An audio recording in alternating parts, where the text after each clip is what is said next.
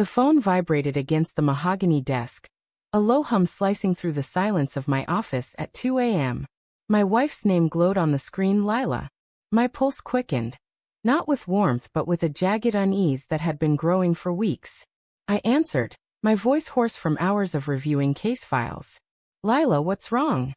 Her laugh, sharp and unfamiliar, cut through the line. Nothing's wrong, James. Just checking on my friend. The word landed like a slap, casual yet deliberate, stripping away the vows we'd exchanged 7 years ago. Friend. My chest tightened, the air in the room suddenly too thin. I leaned back in my leather chair, the city skyline glittering coldly through the floor-to-ceiling windows of my law firm's corner office. See you. Top of the ladder. Yet here I was, unraveling over a single word. My mind replayed her tone, playful, but edged with something I couldn't name. Mockery? Defiance? I forced a chuckle, masking the churn in my gut. Friend, huh? That's a new one. Her pause was too long, a void filled with static and unspoken truths. Oh, come on, she said finally, her voice syrupy. You're always so serious. But the words didn't soothe. They pricked, like a splinter lodged too deep to pull out. For weeks I'd noticed the cracks. Lila's late nights at the gallery, her phone angled just out of view when she texted, the way her eyes darted away when I asked about her day. Small things, easily dismissed as the strain of our demanding lives. I was a workaholic, she was an artist. Our worlds had always orbited differently. But now, those orbits felt misaligned, pulling us apart. I'd rationalized it. Stress, exhaustion, the grind of my firm's latest high-profile case. Yet, deep down, a whisper grew louder. Something was wrong. I left the office, the city's neon pulse blurring as I drove home.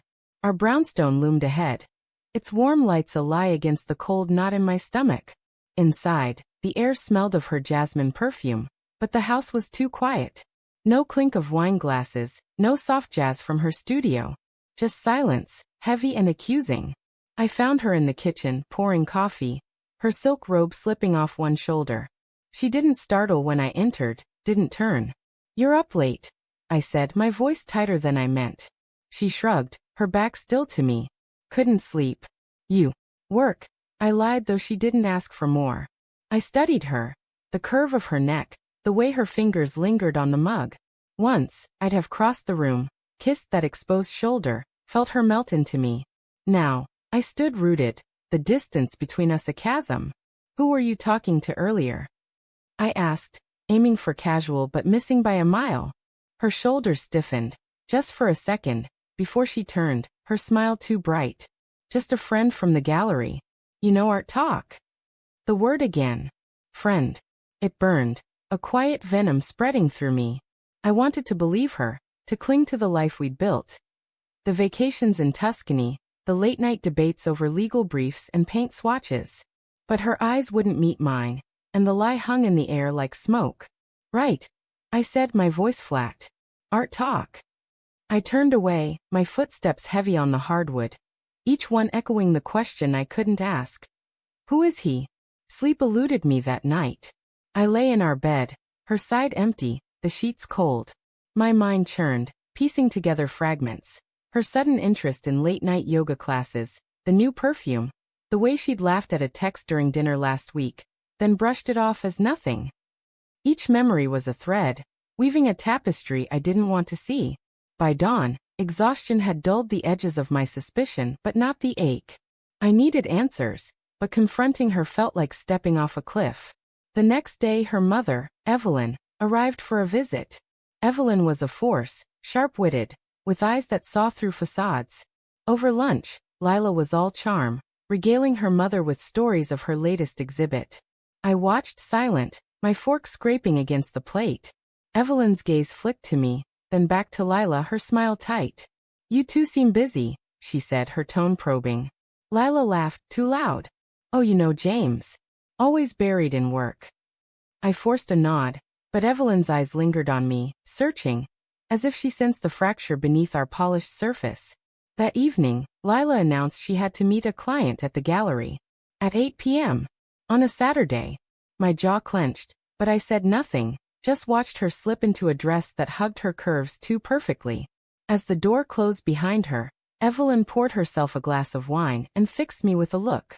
"She's lying," she said simply, her voice low but certain. My heart stuttered. "What?" I managed, though I already knew. Evelyn sighed, her fingers tightening around the stem of her glass. "I've seen that look before, James. With her father. She's not at the gallery." The words gutted me, confirmation of a truth I'd been dodging. Anger surged, hot and reckless, but beneath it, grief clawed at my chest. I wanted to scream, to demand why, but Evelyn's steady gaze held me. "What do I do?" I asked, my voice breaking. She leaned forward, her expression soft but unyielding. "You find out. Then you decide who you are." I drove to the gallery, my hands gripping the wheel until my knuckles whitened. The lights were off, the windows dark. My phone buzzed, Lila's name again.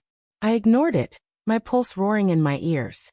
Instead, I called her assistant, Maya, who stammered that Lila hadn't been at the gallery all week. The truth crashed over me, undeniable now. I drove to the address Maya reluctantly gave me, a sleek downtown loft. Through the window I saw them, Lila, her head thrown back in laughter, and a man I didn't know, his hand on her waist. The world tilted. I stood frozen, rain starting to fall, soaking my coat. Heartbreak warred with rage, but worse was the shame. How had I missed this? I'd built a career on reading people, winning cases by spotting lies. Yet here I was, blind to my own wife. I wanted to storm in, to shatter their moment, but my feet wouldn't move. Instead, I called her. When she answered, her voice was breathless, guilty. "James, I said the word cold and final. "You're my ex now." I hung up, my hands shaking. As I turned away, a figure stepped from the shadows, Evelyn. She'd followed me. Her face unreadable but her smile faint, knowing. It said everything. She'd seen this coming, and now so did I. The rain fell harder, blurring the city lights.